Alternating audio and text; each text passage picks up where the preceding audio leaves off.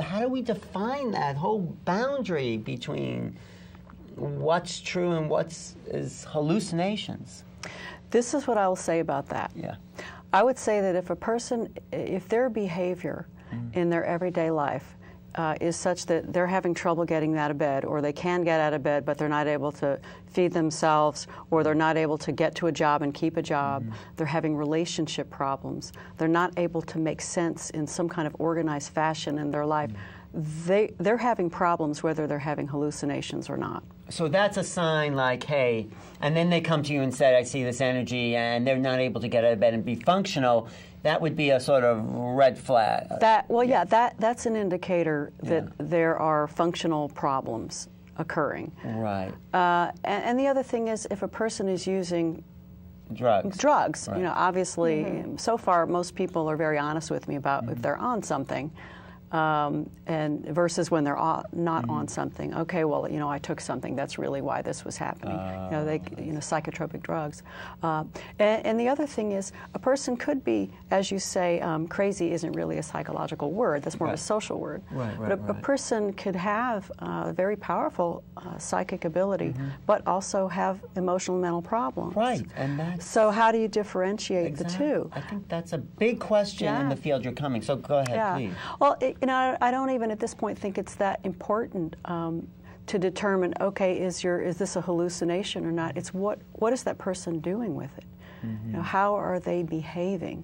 How, you know, is the hallucination or the entity that they are supposedly seeing telling them to go hurt somebody or kill somebody? Well, probably we have a serious problem if that person thinks even they have to not do hurting anyone, because that's extreme, but some, you know, I've seen some sort of casualties of the New Age, you know, in the sense that these people feel they're the chosen one, directed, and you do see that in the spiritual. That's interesting. Don't you see that in the spiritual? Yeah.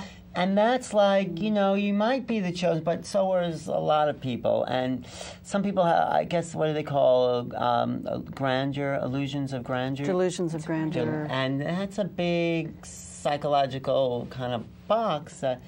But how do you deal with that? Well, I have to say I don't get a lot of people like that in my clientele. However, what I would say to you is this, because I have had some people who don't claim to have any psychic ability at all, but who are very, let's say, narcissistic or egocentric. And this is their personality. I mean, they see themselves as being the center of Christ-like. The universe. Well, and that everything else revolves about them, so they don't have to necessarily have respect for the rights of others and things like that. So let's say someone is all up in their ego like that. Well, that's not really going to serve them to have healthy relationships in life. There's really nothing I can do to shift a person out of that. I mean, it's pretty much putting the responsibility on that person and saying, you know, how is this serving you to think this way? But yeah, and as far as spiritual beliefs, that, you know, if somebody thinks that they are the chosen one, even though I may disagree with it, if they believe that to be true within themselves, who am I to judge? Well, that's a good point, huh? Yeah, it's a good point. I mean, could be misleading for them too, though, to not be, you know, to not express that and somehow go into it in a, you know, in a psychotherapist way, because. I hear what you're saying. I mean, I would give my feedback if somebody told me that I'm the chosen one, I'm the one on the next Jesus.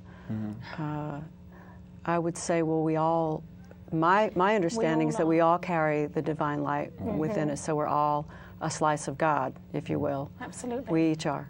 And that's true. And that, I think, is part of the new paradigm we're moving into, is to know that that is true. We are all, in a sense, the chosen one. We are all the center of the universe in some ways. We are all divine. I think these integrations into therapeutic terms are helpful, actually, especially for people who don't have, like, high self-esteem.